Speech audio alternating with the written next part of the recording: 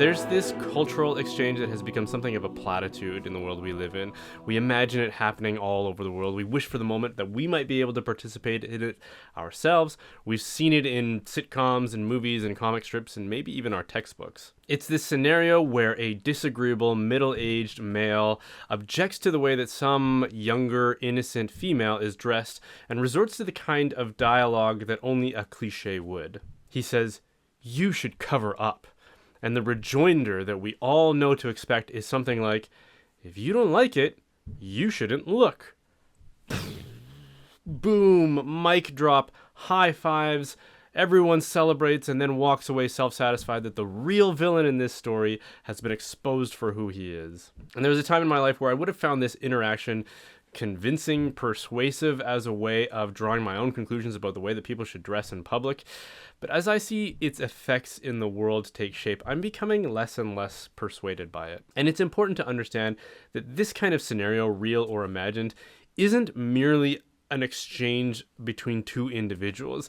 This is a question of societal norms and which are best for society. And this is something that I've been feeling the weight of more and more, because there's something in that scripted exchange that I think most of us can agree on, which is that you shouldn't look at a stranger like that.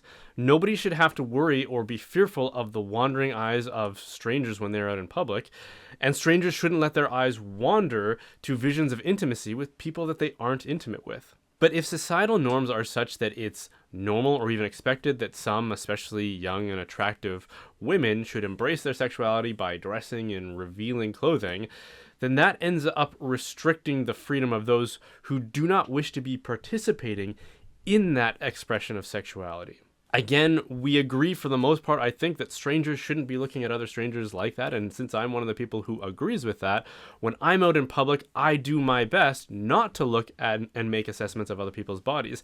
But I'm finding it increasingly difficult to do that through no fault of my own. Because if everyone, or at least a significant portion of people, are dressed in a revealing way, especially now that it's summertime again, when I go to a public event in which there are crowds of people, I find myself averting my eyes in every direction that I might want to look, only to get to the point where I feel like there's nowhere left to look. Unless I want to be staring at the ground, there isn't much point in going to crowded places. In other words, my freedom to simply be out in public and to try to enjoy the thing that I went out to enjoy, like a concert, a day at the beach, or the rodeo, or the fair, or something like that, is now an exercise in finding the slivers of geography where my eyes can rest without seeing body parts that I didn't ask to see. We talk about freedom of thought, freedom of religion, freedom of speech, freedom of mobility as intrinsic rights. But what about the freedom to be able to open your eyes and not have someone else's attempt at making a provocative statement about their body imposed on your field of vision? Because that's what this is, by the way, and that's what makes this whole mentality so incoherent.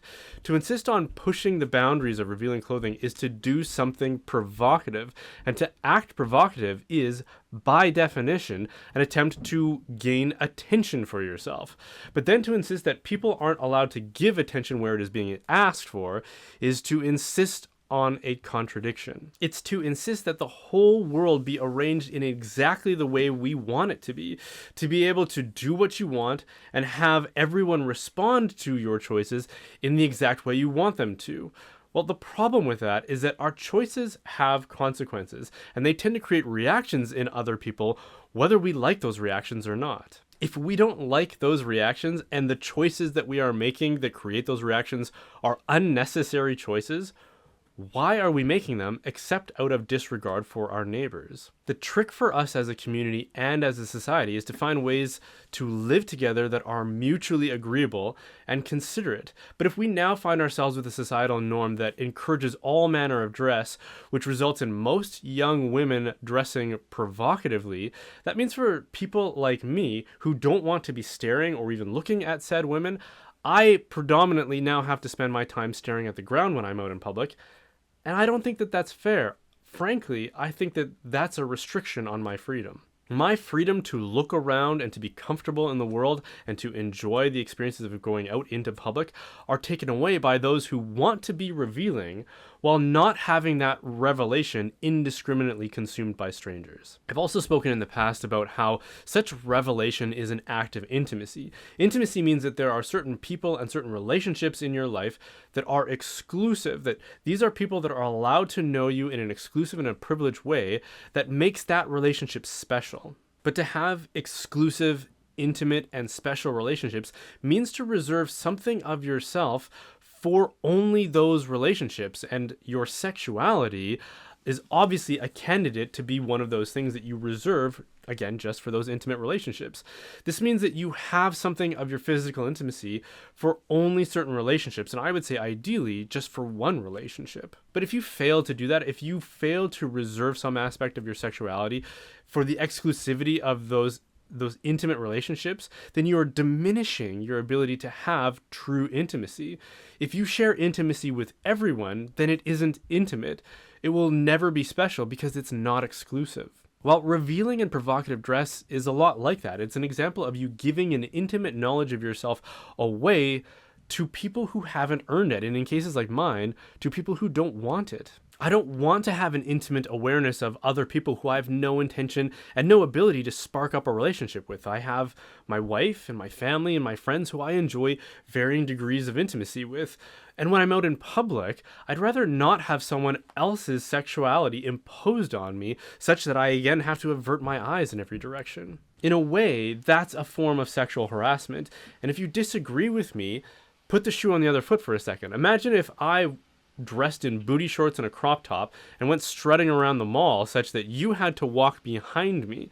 Well, that's a scenario that is pretty difficult to avoid and probably something you wouldn't have asked for. Imagine if I did something like wear a thong to the beach and then lay my towel out in front of you and begin sunbathing right in front of your field of vision.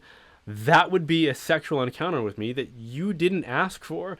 And imagine if after acting that way, if I was the one making all the decisions and impositions upon you, you have to suffer the added discomfort of the potential threat of me accusing you of objectifying me for looking in my direction. How absurd and unreasonable, and yet that's the world, and these are the societal norms that we seem to be stuck with and that I find myself contending with when I want to go out to public, like to the hardware store or even church sometimes. And I haven't even brought up the fact that since we're talking about public behavior, many such interactions necessarily involve children. In my case, that's a particular concern because I'm responsible for my own children and their health and comfort and welfare when they're out in public. If you don't want to be having sexual encounters with strangers who don't necessarily have your best interests at heart and can't be expected to enjoy that intimacy without any of the obligations that typically comes along with intimacy, then there's a simple,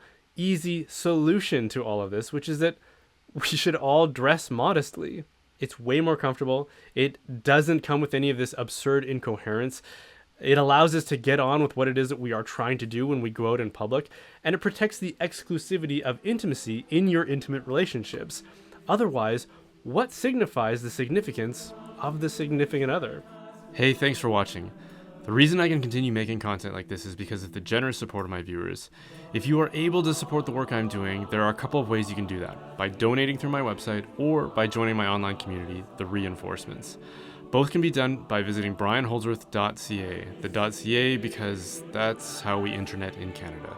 Members will have the opportunity to personally interact with myself and other community members, and certain levels will receive a free gift basket from Glory and Shine, who is a family-owned Catholic bath and body products company whose beard balm I'm wearing right now.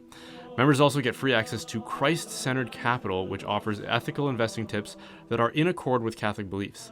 Even if you aren't able to support my work, consider checking both of them out at gloryandshine.com and christcenteredcapital.com. And of course, don't forget to like and subscribe. And again, thanks for watching.